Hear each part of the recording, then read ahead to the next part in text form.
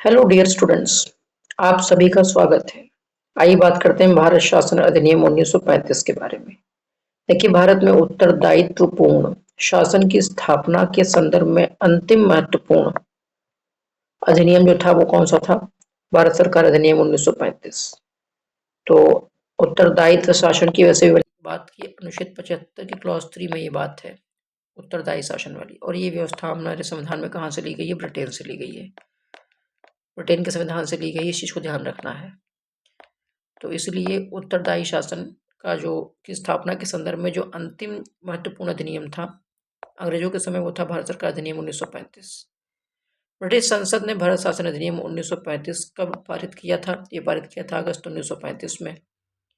भारत शासन अधिनियम 1935 की प्रमुख विशेषता क्या है? वो ये है कि भारत में सर्वप्रथम संघात्मक सरकार, यस, संघ वाली बात यहाँ पर आ गई है। संघात्मक सरकार, पृष्ठभूमि तो 1919 से तैयार हो गई थी, लेकिन यहाँ पर पूरी तरह से बात हो गई थी संघात्मक सरकार की स्थापना। प्रांतों में स्वायत्त शासन, वहां पे क्या था? प्रांतों में द्वैत शासन था। प्रांतों में द्वैत शासन था। एक जगह मैंने लास्ट में वीडियो का खत्म होते होते पिछले वीडियो में मैंने प्रांतों में स्वायत्तता की बात की थी, लेकिन वो सही नहीं है। किसी पुस्तक में लिखा था, लेकिन उसको मैंने क्रॉस चेक किया, वो सही नहीं है। इसको ध्यान रखिएगा आप लोग कि प्रांतों में स्वायत्तता की बात 1935 में कही गई थी। और लेकिन केंद्र में द्वैत शासन यहाँ पर आ गया। वहां 1919 में क्या था? प्रांत में द्वैत शासन था। मैंने बार बार इस चीज को एक्सप्लेन किया। लेकिन केंद्र में द्वैत शासन बोले तो 1935, केंद्र में द्वैत शासन आ गया 1935। इस चीज को याद रखना है। फिर भारत शासन अधिनियम 1935 के अंतर्गत अवशिष्ट शक्तियां, ये किसके पास थी? अवशिष्ट का मतलब होता है कि जो कहीं नहीं लिखा है। रेसिडुअरी पावर, इसको इंग्लिश में बोलते हैं रेसिडुअरी पावर। जैसे मान लीजिए कि हमारे पास 7वीं अनुसूची है। 7वीं अनुसूची में 7वीं अनुसूची में जो है,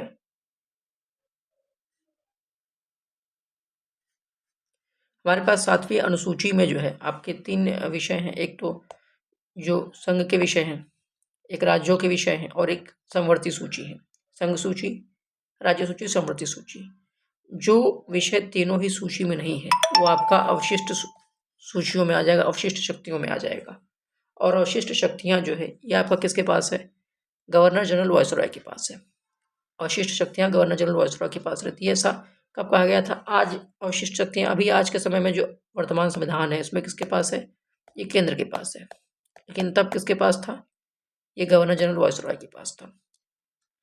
किस अधिनियम के द्वारा अंग्रेजों ने अखिल भारतीय संघ, यस, अखिल भारतीय संघ की बात कब की गई थी? जो अखिल भारतीय संघ की बात की गई थी, यह आपकी की गई थी बात, तो अखिल भारतीय संघ की शब्द की जो ये प्रस्तावित था भारत सरकार अधिनियम 1935 में। अखिल भारतीय शब्द कब आ गया था? इसकी बात भारत सरकार अधिनियम 1935। भारत जैसे ही अखिल भारतीय दिखाई दे तुरंत 1935 कर देना। भारत शासन अधिनियम 1935 में विषयों को विभाजित किया गया था। कितने विषय में? संघ सूची, राज्य सूची, समवर्ती सूची। जैसे आज हमारे 7वीं अनुसूची में विभाजित किया गया, ठीक वैसे ही ये 1935 में ही कर दिया गया था। ठीक, और इसमें जो तीनों में नहीं था, जिस जिस विषय के बारे में यहाँ कहीं तीनों में नहीं लिखा हुआ है, वो अवशिष्ट शक्ति होती थी। और ये पावर किसके पास था? गवर्नर जनरल के पास है। वर्तमान में किसके पास है? केंद्र के पास है अवशिष्ट शक्तियां। लेकिन तब किसके पास था? गवर्नर जनरल वायसरॉय के पास। किस अधिनियम के द्वारा संघीय न्यायालय की स्थापना की गई थी? संघीय न्यायालय की स्थापना, संघीय न्यायालय याद रखना, फेडरल कोर्ट कहेंगे इसे, फेडरल कोर्ट की बात कही जाएगी। संघीय न्यायालय की स्थापना की बात की गई थी भारत शासन अधिनियम 1935 में। भारत शासन अधिनियम 1935 में कह दिया गया था, संघीय न्यायालय की बात की गई थी यहाँ पर। तो संघीय न्यायालय की जो स्थापना है, ये बात आपका 1935 में ही कही गई थी, संघीय न्यायालय वाली। संघीय न्यायालय फिर दोबारा से की स्थापना का प्रावधान 1935। वैसे ही आपको पता होगा रेगुलेटिंग एक्ट 1773 के अंतर्गत 1774 में कलकत्ता में एक सुप्रीम कोर्ट बनाया गया था। कलकत्ता में सुप्रीम कोर्ट, कलकत्ता में स्थापना हुई 1774 में। ठीक है, एक बार रिवाइज करा देता हूँ उसे। पहले उसके मुख्य न्यायाधीश थे एलिजा इम्पे, एलिजा इम्पे। उसमें 3 जज और थे, लेमेस्टर, चैम्बर और हाइड। इसे ध्यान रखें। लेकिन संघीय न्यायालय की अगर बात करेंगे तो इसका प्रावधान किया गया था 1935 के भारत शासन अधिनियम के अंतर्गत।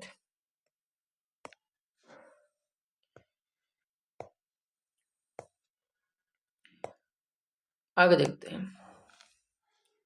किस अधिनियम के द्वारा भारत को लिखित संविधान देने का प्रयास किया गया था, प्रयास किया गया था, याद रखना है इस चीज को। तो भारत शासन अधिनियम 1935 द्वारा। तो जिस देश का खुद का लिखित संविधान नहीं है वो हमें प्रयास कर रहा था लिखित संविधान देने की। आपको पता होगा ब्रिटेन का खुद का लिखित संविधान नहीं, अलिखित संविधान है ब्रिटेन में, वो हमें देने जा रहा था क्या, लिखित संविधान, ये प्रयास कर रहा था। भारत शासन अधिनियम 1935 में ब्रिटिश भारत में से संबंधित कुल अनुच्छेद कितने और अनुसूचियां कितनी थी। देखिए भारत शासन अधिनियम 1935, आपको पता होगा जो हमारा वर्तमान में संविधान है, हमने उस संविधान में इस अधिनियम से, भारत शासन अधिनियम का लगभग 3/4 हिस्सा, 3/4 या 75% हिस्सा ग्रहण किया है। तो अब इसमें कितने अनुच्छेद थे 1935 वाले में, 321 अनुच्छेद थे और 10 अनुसूचियां थी। वह अधिनियम जिसके द्वारा भारत में संघात्मक सरकार की स्थापना, संघ, जब भी संघात्मक सरकार आ जाए, की स्थापना कब की गई थी, अखिल भारतीय संघ की बात यही की गई थी। संघात्मक सरकार, भारत शासन अधिनियम 1935, याद रखना है इस चीज को, भारत शासन अधिनियम 1935। आगे देख लेते हैं 1935 का जो अधिनियम था, 1935 के अधिनियम में अखिल भारतीय संघ की में सम्मिलित होना किसके लिए अनिवार्य था, ब्रिटिश भारतीय प्रांतों के लिए अनिवार्य था। इनके लिए तो अनिवार्य था, चलो भाई तो शामिल तो होने ही थे, लेकिन ऐच्छिक किसके लिए था। 1935 के अधिनियम में अखिल भारतीय संघ में सम्मिलित होना, ये किसके लिए ऐच्छिक था, मतलब कंपलसरी नहीं था, आपको, आपकी मर्जी है, आपकी इच्छा है, आपको जुड़ना है अखिल भारतीय संघ में, जुड़ जाइए, नहीं तो मत जुड़िए, ठीक है। इनके लिए जो ब्रिटिश भारतीय प्रांत थे, इनके लिए तो कंपलसरी था कि आपको जुड़ना ही है, लेकिन जो देशी रजवाड़े थे, भारतीय राजा थे, इनके लिए ऐच्छिक नहीं था, और इसीलिए इन्होंने क्या किया, इनकी इच्छा थी कि हमको नहीं जुड़ना है, ये लोग नहीं जुड़े, और जब नहीं जुड़े तो जाहिर सी बात है इस अधिनियम का मतलब ही खत्म हो गया। तो भारत सरकार अधिनियम 1935 के अधीन संघ में सम्मिलित होने वाली सभी रियासतों के शासक के लिए अनिवार्य क्या था, अनिवार्य था कि वो विलय पत्र पर हस्ताक्षर करेंगे, उनको विलय पत्र यानी अंगीकरण पर हस्ताक्षर करना पड़ेगा। तो भारतीय जो देशी रियासत के राजा थे उन्होंने किया नहीं। भारत सरकार अधिनियम 1935 के अनुसार गवर्नर जनरल वायसरॉय की नियुक्ति की गई थी। ये कौन कर रहा था, वायसरॉय की नियुक्ति या गवर्नर जनरल की नियुक्ति कौन कर रहा था, ये हुई थी ब्रिटिश सम्राट के प्रतिनिधि के रूप में, कि वायसरॉय क्या है, ये ब्रिटिश सम्राट का प्रतिनिधि है, संघीय शक्तियों के प्रयोगकर्ता अधिकारी के रूप में इसे बनाया गया था। भारत शासन अधिनियम 1935 के अंतर्गत केंद्रीय तथा प्रांतीय सरकारों के मध्य वैधानिक शक्तियों के विभाजन हेतु कितनी सूची बनाई गई थी, 3 संघीय सूची थी, 59 विषय थे इसमें संघीय वाले में, फिर प्रांतीय सूची में 54 विषय और संवर्ती सूची में 36 विषय, जैसे आज की 7वीं अनुसूची में है संघ सूची, राज्य सूची, संवर्ती सूची, ठीक उसी तरीके से। फिर 1935 के अधिनियम के अंतर्गत संघीय सूची में रखे गए प्रमुख विषय क्या थे, यहाँ पे फिर वही कहा गया जैसे 1919 में आपने देखा था, तो यहाँ पे वही कहा गया कि 1935 के अधिनियम के अंतर्गत संघीय सूची में क्या क्या आया था, सशस्त्र सेनाएं हो गई, डाकतार हो गया, मुद्रा, रेल, विदेशी मामले, अखिल भारतीय सेवाएं, सब किसमें थी, संघ सूची में थी। उसी प्रकार से किसी भी सूची में उल्लिखित नहीं किए गए विषय के संदर्भ में विधि निर्माण का अधिकार किसे दिया गया, तो गवर्नर जनरल के आदेश से केंद्रीय अथवा प्रांतीय विधानसभाओं को दिया गया कि चलो भैया अगर कोई किसी भी सूची में नहीं है, सूची में अगर नहीं होता तो उसके ऊपर किसका विधि निर्माण का अधिकार कौन करेगा, वो गवर्नर जनरल करेगा, और उसके आदेश से केंद्रीय अथवा प्रांतीय विधानसभा करेंगी। अगर कोई भी विषय किसी भी सूची में उल्लिखित नहीं किया गया है तो उसके संदर्भ में विधि निर्माण का अधिकार किसे दिया गया था, गवर्नर जनरल को दिया गया था, और वो उसके आदेश से केंद्रीय अथवा प्रांतीय विधानसभा कर सकती थी विधि निर्माण, जो कहीं भी उल्लेख नहीं, इसका कहीं भी उल्लेख नहीं है। आगे देख लेते हैं इस चीज को। अधिनियम 1935 के अंतर्गत केंद्रीय कार्यपालिका के आरक्षित विषयों का प्रशासन किया जाता था। देखिए केंद्रीय कार्यपालिका के जो भी आरक्षित विषय हैं, मैंने आपसे कहा कि केंद्र में क्या आ गया था, द्वैध शासन आ गया था, केंद्र में द्वैध शासन आ गया था 1935 में, तो यहाँ आरक्षित और हस्तांतरित विषय हो गए थे। तो जो आरक्षित विषय केंद्र पालिका के थे, इसका प्रशासन कैसे करते थे, गवर्नर जनरल यानी वायसरॉय तथा उसकी 3 सदस्यीय परिषद करते थे, ठीक है। 1935 के अधिनियम के अनुसार केंद्रीय कार्यपालिका के हस्तांतरित विषय की बात, तो उसका प्रशासन कौन करता था, गवर्नर जनरल तथा उसके मंत्रिमंडल करते थे, जैसे वहाँ राज्य में चल रहा था 1919 में आपने पढ़ा होगा, ठीक वैसे यहाँ पे चल रहा है। आगे देखते हैं भारत सरकार अधिनियम 1935 में मंत्रिमंडल की बैठकों में, देखिए अधिनियम 1935 में मंत्रिमंडल की बैठकों की अध्यक्षता का अधिकार इसे प्रदान किया गया था, गवर्नर जनरल यानी वायसरॉय को किया गया था जैसे मान लीजिए मंत्रिमंडल की अगर बैठक हो रही है तो उसकी अध्यक्षता कौन करेगा? गवर्नर जनरल करेगा, वायसराय करेगा। भारत सरकार अधिनियम 1935 के अनुसार केंद्रीय कार्यपालिका के आरक्षित विषय के संदर्भ में गवर्नर जनरल किसके अधीन था? तो गवर्नर जनरल किसके अधीन था? भारत सचिव का। कहने का मतलब ये कि केंद्रीय पालिका, मैंने आपसे ये भी कहा, हस्तांतरित और आरक्षित। हस्तांतरित के लिए मंत्रिमंडल और जो आरक्षित के विषय के लिए कौन था? Governor general. ठीक, लेकिन यहाँ पर जो आरक्षित विषय में भी गवर्नर जनरल किसके अधीन था? ये आपका भारत सचिव के अधीन था, ये गवर्नर जनरल। तो पहले से पता है कि भारत सचिव के अंडर कौन है? Governor general. 1935 के अधिनियम के अनुसार केंद्रीय मंत्रिमंडल के सदस्यों की नियुक्ति तथा पदच्युति, केंद्रीय विधानसभा का सत्र आहूत करना, विधेयकों पर स्वीकृति की घोषणा करने का जो भी अधिकार था, मैं एक बार फिर उसको रिपीट करता हूँ दोबारा से। देखिए 1935 का अधिनियम था, इसके अनुसार केंद्रीय मंत्रिमंडल के सदस्यों की नियुक्ति हो गई, उनको मतलब पद से मुक्त करना हो गया, या विधानसभा का सत्र आहूत करना हो, विधेयकों पर स्वीकृति की घोषणा करना हो, सबका अधिकार किसके पास था? गवर्नर जनरल के पास ही था। ठीक, मंत्रिमंडल के सदस्यों की नियुक्ति होगी, पद से हटाना होगा, विधानसभा का सत्र आहूत करना होगा, विधेयकों पर स्वीकृति होगी, सब कुछ गवर्नर जनरल के पास। यानी यही लगभग सब कुछ सर्वे सर्वा, इसके ऊपर भी भारत सचिव था। भारत शासन अधिनियम के अधीन संघीय विधानमंडल यानी व्यवस्थापिका सदनी थी, द्विसदनीय। जो संघीय विधानमंडल है ये आपकी 2 सदन विधायिका थी यहाँ पर। आगे देख लेते हैं। 1935 के अधिनियम के अंतर्गत संघीय विधानमंडल 1935 के अधिनियम के अंतर्गत संघीय विधानमंडल जो है यानी केंद्रीय विधानसभा के सदनों में प्रावधानिक सदस्य संख्या कितनी थी? उच्च सदन में 260 लोग होंगे, जिससे आज हमारे यहाँ उच्च सदन कौन है? राज्यसभा है। इसमें 260 लोग होंगे। और निम्न सदन में लोकसभा, जैसे आज हमारे यहाँ 375 सदस्य।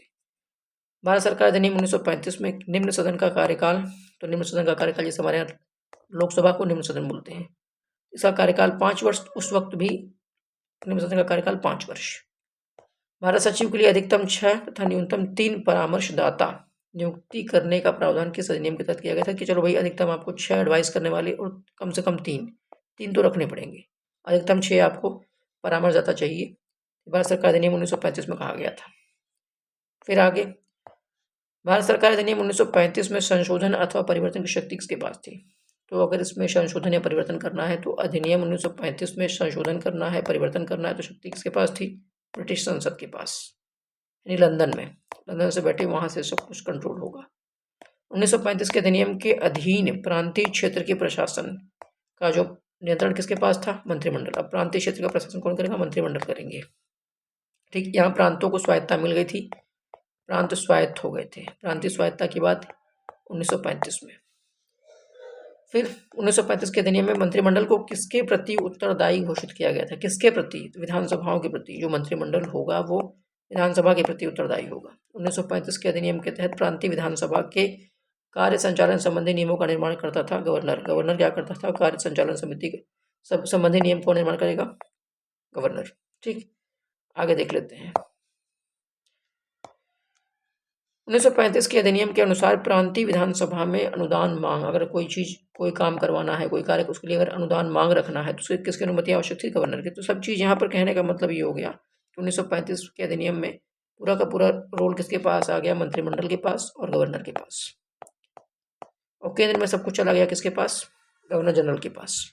ठीक है।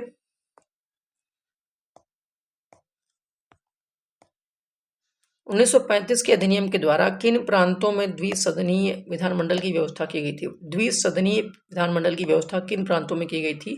तो बंगाल। यहाँ पे 2 सदन का मतलब समझ रहे हो, जैसे आज हमारे यहाँ उत्तर प्रदेश में 2 सदन है, एक विधानसभा है, एक विधान परिषद है। ठीक है, एक विधानसभा, एक विधान परिषद है। विधान परिषद। उसी प्रकार से 1935 के अधिनियम के द्वारा 1, 2, 3, 4, 5, 6 प्रांत ऐसे थे जहां पर द्विसदनीय विधानमंडल की व्यवस्था की गई थी। तो बंगाल, बिहार, असम, बम्बई, मद्रास और संयुक्त प्रांत यानी उत्तर प्रदेश, यहाँ पर 2 सदन विधानमंडल की व्यवस्था की गई थी, यानी विधानसभा भी थी, विधान परिषद भी थी। फिर आते हैं भारत सरकार अधिनियम 1935 में अंतर्निहित अनुदेश प्रपत्र यानी इंस्ट्रूमेंट ऑफ इंस्ट्रक्शन। जो इसमें इंस्ट्रूमेंट ऑफ इंस्ट्रक्शन था उसको भारत के संविधान में किस रूप में समाविष्ट किया गया है? तो जो आपका अनुदेश प्रपत्र है, जिसको इंस्ट्रूमेंट ऑफ इंस्ट्रक्शन कहते हैं, वही हमारा DPSP है, राज्य के नीति निदेशक तत्व। हमने आज इसी अनुदेश प्रपत्र को अपने भाग 4 संविधान के भाग 4 में स्वीकार किया है। इसी को बोलते हैं भारत राज्य के नीति निर्देशक तत्व। 1935 के अधिनियम में इसी का नाम था अंतर्निहित अनुदेश प्रपत्र यानी इंस्ट्रूमेंट ऑफ इंस्ट्रक्शन। उस वही आज हमारे भाग 4 में है। भाग 4 यानी 36 से 51, अनुच्छेद 36 से 51 में हमारे पास क्या है, डीपीएसपी। ये डीपीएसपी कहाँ से आया है? आयरलैंड से आया है।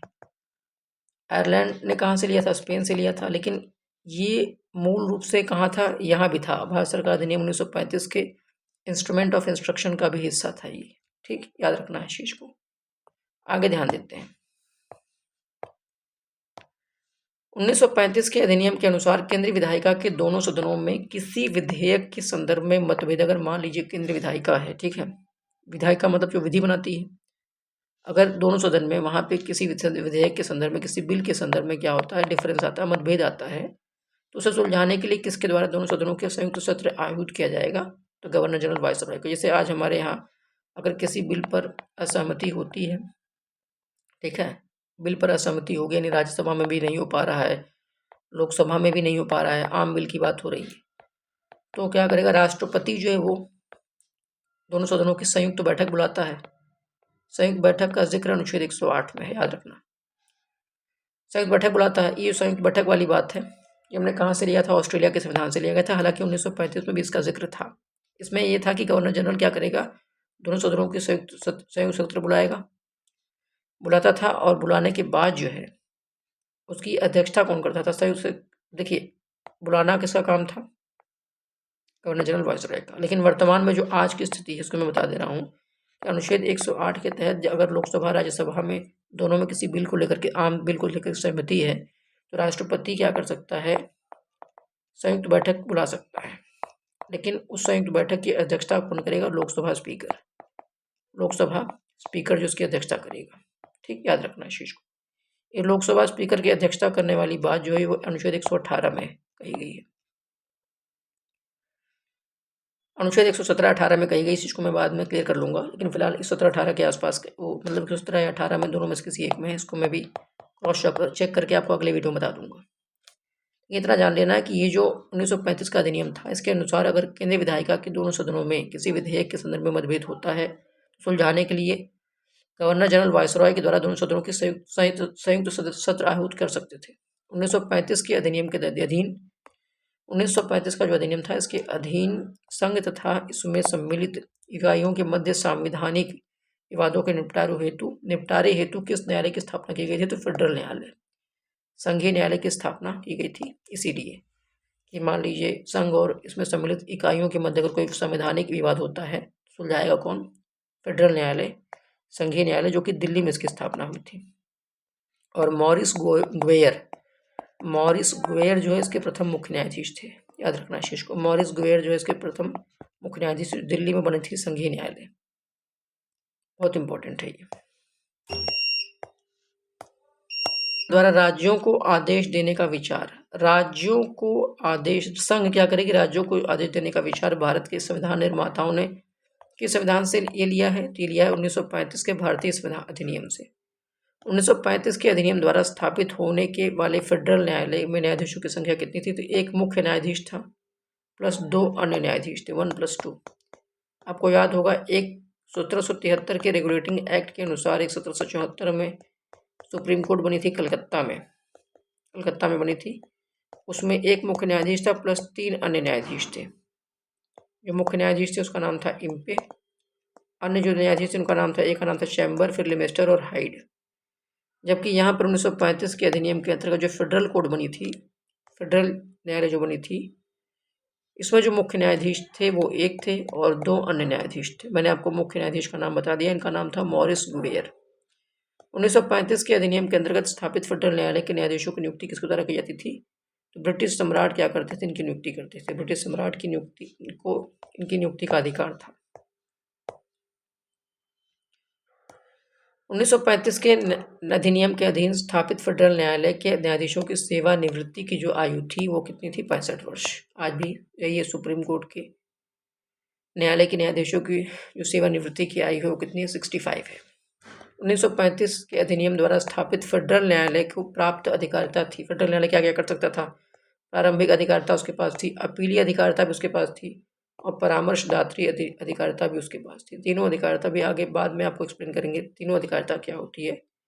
पर इतना जानना है कि ये जो फेडरल न्यायालय थे इसको ये सब अधिकार थे: प्रारंभिक क्षेत्राधिकार, अपीलीय क्षेत्राधिकार, परामर्शदात्री अधिकारिता। 1935 के अधिनियम के अंतर्गत गठित फेडरल न्यायालय के निर्णयों के विरुद्ध अपील की जा सकती। अपील कहाँ कर सकते थे? प्रीवी काउंसिल में। अब ये प्रीवी काउंसिल किस खेत की मूली है? प्रीवी काउंसिल किस खेत की मूली है? इस चीज़ को जानना इंपॉर्टेंट है। तो प्रीवी काउंसिल में पहली बात तो अपील कहाँ कर सकते थे? प्रीवी काउंसिल में। इस चीज़ को ध्यान रखना है कि अगर मान लीजिए 1935 का अधिनियम है, उसके अंतर्गत गठित फेडरल न्यायालय में अगर कोई बात हो रही है, इसके निर्णय के विरुद्ध अगर आपको अपील करनी है तो आप कहाँ जा सकते थे? प्रीवी काउंसिल में। प्रीवी काउंसिल क्या था? न्यायिक निकाय था। प्रीवी काउंसिल जो है न्यायिक निकाय, तभी तो भाई अपील करोगे आप। ये एक न्यायिक निकाय था जो भारत में अपील की सर्वोच्च अदालत के रूप में कार्य करता था और अंग्रेजी और भारतीय कानूनी प्रणालियों के बीच एक ब्रिज का काम करता था। 1949 में क्या होता है, ये जो आपका प्रीवी काउंसिल क्षेत्राधिकार है इसकी अथॉरिटी खत्म कर दी गई। भारत के सर्वोच्च न्यायालय ने अपील की सर्वोच्च अदालत के रूप में प्रीवी काउंसिल की जगह ले ली, यानी कि सुप्रीम कोर्ट ने। ये 1949 में इसकी जगह इसका ये खत्म हो गया। ये लंदन में थी। तो प्रीवी काउंसिल जो न्यायिक निकाय था, बता चुका हूँ।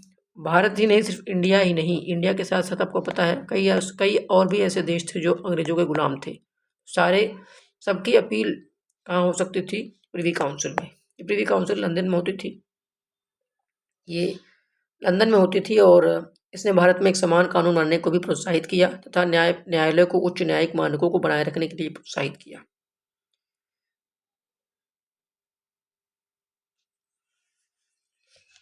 तो प्रीवी काउंसिल वाला जो हमारे यहाँ नियम था 1949 को खत्म हो गया और भारत के सर्वोच्च न्यायालय का उद्घाटन जो है आपका 28 जनवरी 1950 को हो गया था। इस चीज़ को ध्यान रखना है। तो प्रीवी काउंसिल में आप अपील कर सकते थे। हालांकि अब करंट स्थिति ये है कि अगर आप सुप्रीम कोर्ट, ये सर्वोच्च न्यायालय, यहाँ पर आप अपील कर सकते हो, उसके बाद नहीं। किस अधिनियम के द्वारा संवैधानिक निरंकुशता का सिद्धांत प्रवृत्त किया गया? संवैधानिक निरंकुशता का सिद्धांत भारत सरकार अधिनियम 1935 द्वारा। किस अधिनियम के द्वारा बर्मा तथा अदन को भारत से के शासन से पृथक कर अदन को भारत के शासन से पृथक कर दिया गया था? तो भारत सरकार अधिनियम 1935। आपको पता है 1937 में बर्मा अलग कर दिया गया था भारत से। ठीक है, बर्मा यानी म्यांमार, जो आज का म्यांमार है। एमपीपीएससी में पूछा गया कि म्यांमार की राजधानी क्या थी? कमेंट सेक्शन में आप बताइए कि म्यांमार की वर्तमान में राजधानी क्या है? म्यांमार। चलिए, 35 के अधिनियम के बारे में नेहरू ने कहा कि यह तो एक कार हमको दे दी गई है जिसमें ब्रेक तो है पर इंजन नहीं है। ठीक है, नेहरू ने कहा कार हमें मिला है लेकिन ब्रेक है लेकिन इंजन नहीं है। नेहरू ने कहा कि ये तो गुलामी का एक अधिकार पत्र या दास्ता का आज्ञा पत्र है। किसे कहा था? भारत सरकार अधिनियम 1935 को। क्वेश्चन पूछा गया है, बहुत इंपॉर्टेंट है। मैंने कहा था कि भारत शासन अधिनियम 1935 इसलिए पास किया गया क्योंकि हम समझते थे कि भारत पर अंग्रेजी प्रभुत्व बरकरार रखने का यह सर्वोत्तम तरीका है। तो लॉर्ड लिनलिथगो ने कहा कि भैया हमने इसे इसलिए पास किया था क्योंकि हमें लगा कि इससे बेस्ट कोई तरीका है ही नहीं भारत पर अगर आपको मतलब कि कब्जा बनाए रखना है तो। लॉर्ड लिनलिथगो आपको पता ही होगा, ये वही है जो भारत का गवर्नर जनरल वायसरॉय था। कब से कब तक था ये गवर्नर जनरल वायसरॉय? तो ये आपका जो है 36 से 43 तक था, जो है 1936 से 43 तक जो है ये भारत का गवर्नर जनरल वायसरॉय था। काफ़ी महत्वपूर्ण घटनाएं इसके समय में हुई थी, लॉर्ड लिनलिथगो के समय में, और सबसे लंबे समय तक यही वायसरॉय रहा था, 36 से 43। एक कारण ये भी था कि बीच में युद्ध छिड़ गया था और ऐसे में बीच में युद्ध में इसे हटाना थोड़ा मुश्किल सा लग रहा था। कहीं कहीं 36 से 44 भी लिखा हुआ है लेकिन 43 तक फाइनली चला गया था।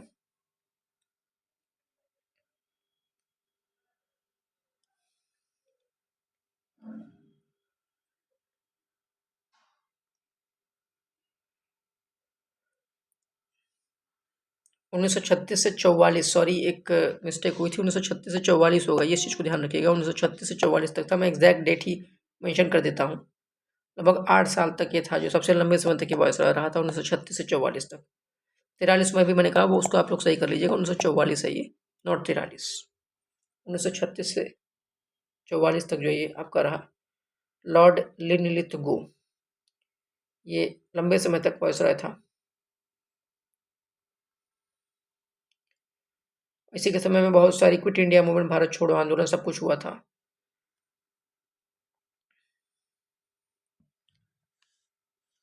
आगे देख लेते हैं कि 1919 का अधिनियम भारतीयों के लिए बेड़ियों का नया जाल था। यह कथन किसका है? सुभाष चंद्र बोस। सुभाष चंद्र बोस ने कहा। ये किसके लिए कहा था? 1919 के लिए कहा था। लेकिन 1935 के लिए क्या नेहरू ने क्या कहा? ये तो दासता का प्रतीक है, दासता का नया प्रतीक है, चार्टर है। और हमें कहा कि कार है, इसमें ब्रेक है लेकिन इंजन नहीं है। ठीक है, कहीं कहीं कार बिना ब्रेक के भी दे दी गई है, तो इसलिए अलग अलग किताबों में अलग अलग चीज़ें हैं। लेकिन आपको ध्यान देना है कि दो स्टेटमेंट इनके नेहरू के इससे संबंधित है। ये थी कि जो प्रांतों में स्वायत्त शासन है, प्रांतों में स्वायत्त शासन, ये यहाँ पर लागू हो गया था इस अधिनियम के द्वारा। प्रांतों में स्वायत्त शासन जो है, प्रांतों में स्वायत्त शासन जो इस अधिनियम के द्वारा लागू हो गया था, प्रांतों में स्वायत्त शासन जो है ये इस अधिनियम के द्वारा लागू हो गया था। प्रांतों में स्वायत्तता, और ये स्वायत्तता कब से लागू हो गई थी? ये लागू हो गई थी 1 अप्रैल 1937 से। 1 अप्रैल 1937 से ये प्रांतों में स्वायत्तता लागू हो गई थी। क्या ये अधिनियम सफल रहा था? देखिए, इसमें अखिल भारतीय संघ की बात हुई थी, मैंने आपसे पहले भी कहा। इसमें कहा गया था कि अखिल भारतीय संघ बनाएंगे, जिसमें जितने ब्रिटिश भारत के प्रांत होंगे वो, जितने भी देसी रजवाड़े राजा होंगे वो सब शामिल होंगे। लेकिन हुआ क्या कि देशी राजा रजवाड़े ने इस पर हस्ताक्षर करने से मना कर दिया, वो शामिल ही नहीं हुए। तो ये जो अखिल भारतीय वाली बात थी ये असफल हो गई। संघ बना ही नहीं। संघ बनता तो तब जब लोग ज्वाइन करते, ज्वाइन राजा रजवाड़ों ने किया नहीं, तो इसलिए अखिल भारतीय संघ वाली बात ये क्या हो गई? फेल साबित हो गई। और जिसका मुख्य मुद्दा था, जो मुख्य बात थी अखिल भारतीय संघ की, वही फेलियर साबित हो गया, क्योंकि इसमें देसी रियासतों ने ज्वाइन नहीं किया। मॉरिस गुएर की मैंने आपसे बात बता दी है। प्रथम मुख्य न्यायाधीश ये क्या थे? प्रथम मुख्य न्यायाधीश थे जो आपका संघ न्यायालय बना था उसका। पहली बात तो उसमें शुरुआत में कहा गया कि 1+2 होंगे, और उसमें 2 भारतीय भी थे, एक तो एस आर जैकब और जस्टिस MS सुल्तान। एस.आर. जैकब जो संघीय न्यायालय था, उसमें 2 भारतीय थे, एस.आर. जैकब और MS सुल्तान। MS सुल्तान जो इसमें 2 लोग थे। बहुत रद्दी गली है। कोर्ट है, संघीय न्यायालय है। इसने ये काम इसने अपना काम कब से शुरू किया? 1 अक्टूबर 1937 से। 1 अक्टूबर 1937 से संघीय न्यायालय दिल्ली में इसकी स्थापना हुई थी, याद रखना इसको, दिल्ली में, नई दिल्ली में। और 1950 तक ये क्या करता रहा? कोर्ट का काम करता रहा, मुख्य न्यायालय का काम करता रहा भारत का। 28 फरवरी 1950 तक ये सर्वोच्च न्यायालय की स्थापना तक ये कार्य करता रहा। ठीक है, और बाकी चीज़ें स्पष्ट हैं, बहुत सारी चीज़ें इसमें स्पष्ट कर दी गई थी। इसमें एक मुख्य प्रावधान मैंने आपसे कहा था कि प्रांतों में जो द्वैध शासन था वो खत्म कर दिया गया, प्रांतों में द्वैध शासन, और बर्मा को अलग कर दिया गया, अदन को अलग कर दिया गया, ये भी बात कही गई। और 1858 के अधिनियम में एक भारत परिषद बनाई गई थी, इंडिया काउंसिल, उसको भी खत्म कर दिया गया इसी में, का विस्तार कर दिया गया था। तो 1858 में जो ये भारत परिषद बनाई गई थी, 1858 में इस बात का जिक्र किया गया था, भारत परिषद, इसको खत्म कर दिया गया। ये वाला काम खत्म। भारत परिषद जो बनाया गया था 1858 में, वो इसी अधिनियम के तहत खत्म कर दिया गया। राष्ट्रपति का जो अध्यादेश जारी करने की शक्ति है, ये भी आपको पता होगा, वर्तमान में जो राष्ट्रपति का जो अध्यादेश जारी करने का शक्ति है, ऑर्डिनेंस जारी करने की जो शक्ति है, अनुच्छेद 123 में है। ये भी कहाँ से प्रेरित है? भारत सरकार अधिनियम भारत शासन अधिनियम 1935, यहीं से प्रेरित है। और भारत परिषद की बात तो मैंने बता ही दी।